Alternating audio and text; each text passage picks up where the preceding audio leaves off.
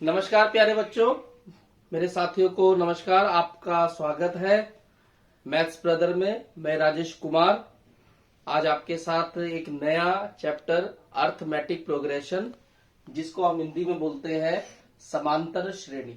ठीक है, तो ये चैप्टर आज हम शुरू करेंगे। मुझे पता है कि आपके जो सीबीएसई का जो फाइनल पेपर है वो जल्दी स्टार्ट होने वाले हैं। हमारी कोशिश रहेगी जो इस सेशन के जो बच्चे हैं वो थोड़ा बहुत हमारी गाइडेंस का मतलब लाभ उठाएं। बाकी जो नए बच्चे जो आएंगे नए सेशन से, उनके लिए सारी सीरीज की जो सारे चैप्टर की जो वीडियो वो बन चुकी होगी। तो अभी हम जो अपना छोटा सा प्रयास है वो अपने बच्चों के लिए कर रहे हैं।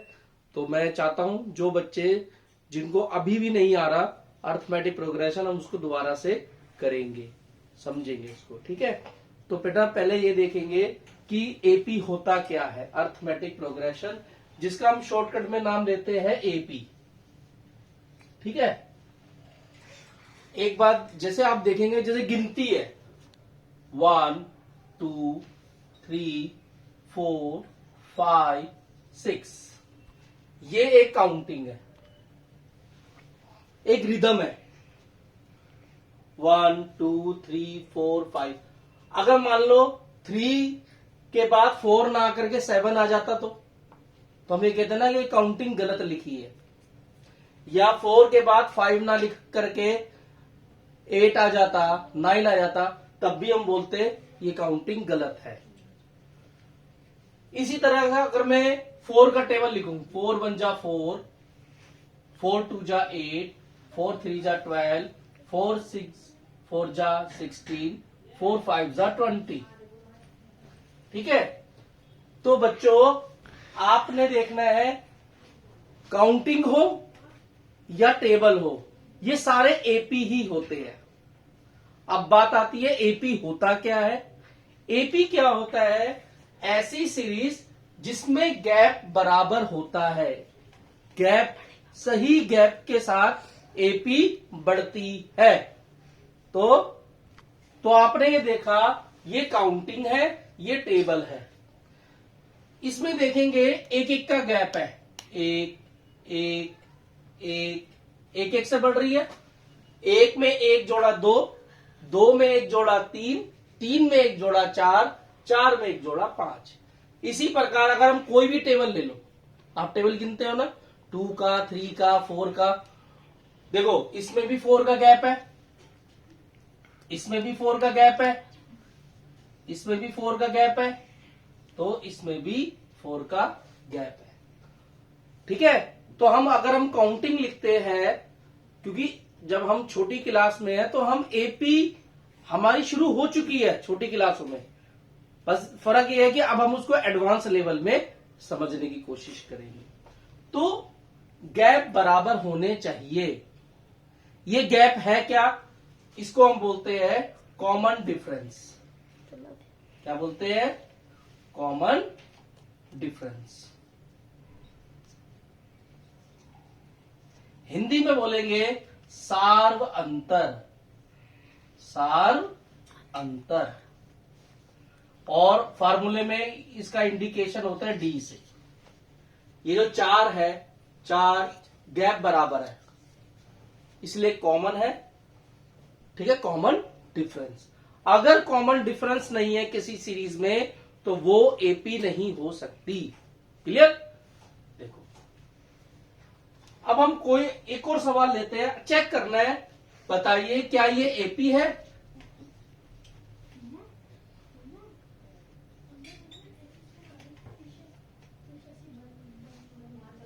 प्यारे बच्चों, here we are talking about only AP, only AP. ठीक है, आप देखेंगे, देखो कितने का गैप आ गया?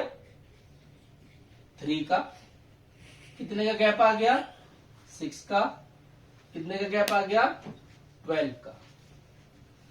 कॉमन डिफरेंस यहां क्या है? सॉरी, अभी हम कॉमन डिफरेंस का नाम नहीं लेंगे। डिफरेंस कितना है? यहां पे 3, यहां है 6 और यहां है 12। तो ये कॉमन तो हुआ ही नहीं। कॉमन माने इक्वल, बराबर, तो यहां पे बराबर डिफरेंस नहीं है।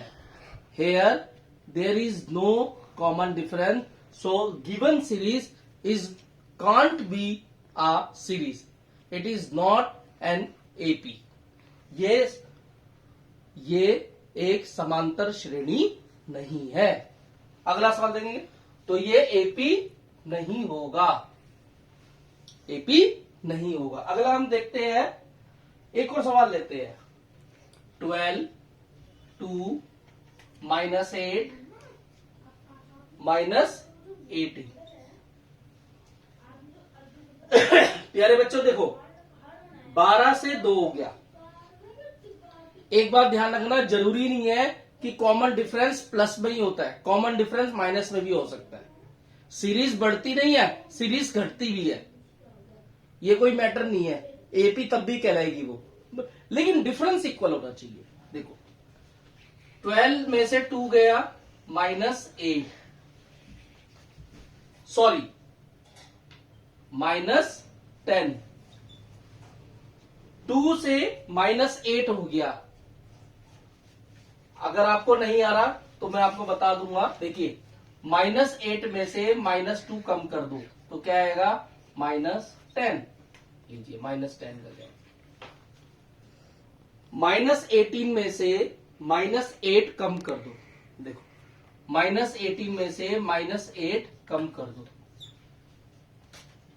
Minus minus plus, minus plus subtract करेंगे -10, यहां पे भी -10, तो गैप देखिए बराबर है, गैप बराबर है ना, यानी कि कॉमन डिफरेंस है, तो ये एपी है।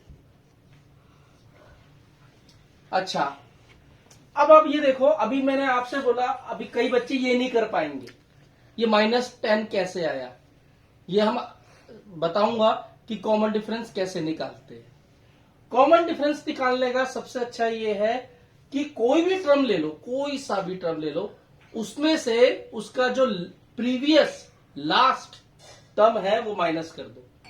माइनस करना है, माइनस ऑलवेज। -8 में से -2 जाएगा, minus minus add, minus minus add, निशान माइनस, आगे ना 10।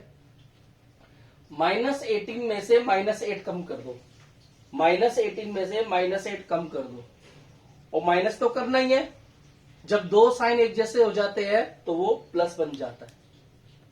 अलग अलग साइन मतलब सब्ट्रैक्ट करना है, माइनस करना है, घटा करना है, घटा कर दो 10, निशान बड़ी संख्या का -10, ठीक है। तो इस तरह से चेक करना है क्या वो एपी है कि नहीं है। अभी हम एक और सवाल ले रहे हैं, ठीक, स्टार्ट करो। नमस्कार बच्चों, अब हम ये वाला सवाल लेते हैं, ठीक है।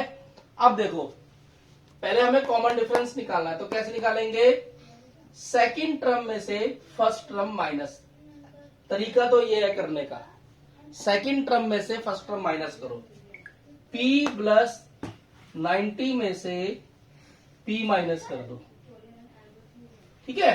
तो क्या p में से p क्या 0, 90 बचा। अब हम करेंगे A3 में से A2 माइनस, ये A1 है बच्चों, ये A2 है, और ये पूरा A3 है, ठीक है। अब देखो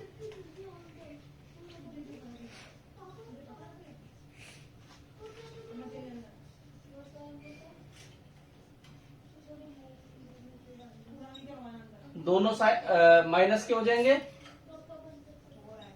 P में से P गया 0, 180 में से 90 गया 90, तो आपने देखा यहां पे गैप 90, यहां पे गैप 90, तो हम ये कह सकते हैं कि ये एपी है, एपी है, ठीक है।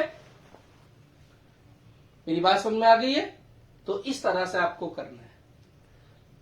अब हम अगला सवाल लेते हैं। हाँ, ध्यान से देखेंगे बेटा, अब मैंने आपके सामने सवाल लिया है।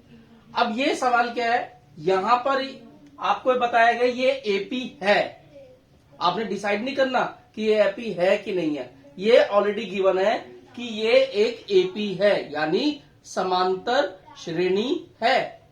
अब आपने बताना है सार्वंतर और अगले दो पद बताने हैं, नेक्स्ट टू टर्म्स। प्यारे बच्चों, अब मेन चीज है जो वो समझ लो। देखो ये इसे बोलते हैं फर्स्ट टर्म ए, ये A2 होता है, ये A3 होता है, ये A4 होता है। इसी तरीके से AP चलती रहती है। इनके बीच का जो गैप होता है वो सार्व अंतर होता है, जिसको बोलते हैं कॉमन डिफरेंस। CD निकालना है, कॉमन डिफरेंस, सार्व अंतर निकालना है। सार्व अंतर कैसे निकालना है? सेकंड टर्म में से फर्स्ट टर्म माइनस कर दो, थर्ड टर्म में से सेकंड टर्म माइनस कर दो, फोर्थ टर्म में से थर्ड टर्म माइनस कर दो। पिछला टर्म माइनस कर दोगे ना तो आपको AP निकल जाएगा, आपको मिल जाएगा। अगर AP में दो लगातार टर्म दे रखे हैं, ठीक है ना, कंसेक्यूटिव टर्म्स दे रखे हैं, तो लास्ट टर्म माइनस कर दोगे, सार्व अंतर यानी कॉमन डिफरेंस निकल जाएगा। अब देखो कॉमन डिफरेंस, मैं CD लिख रहा हूं बच्चों, ठीक है। सार्व अंतर, सार्व अंतर, सार्व अंतर का नाम कैसे लिखते हैं? D। कैसे लिखेंगे? A2 में से A1 माइनस A2 क्या बच्चों? 67, 75, तो क्या आया? 8।